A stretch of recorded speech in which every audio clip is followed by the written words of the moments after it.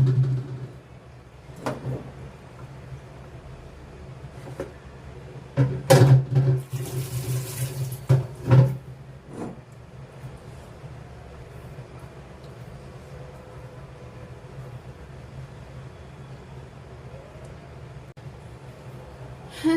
আলাইকুম।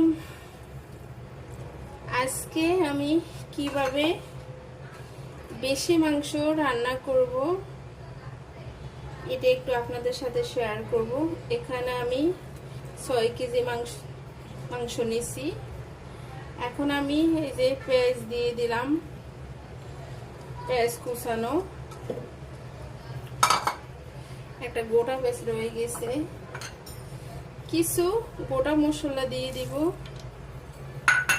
তারপরে এই যে আদা বাটা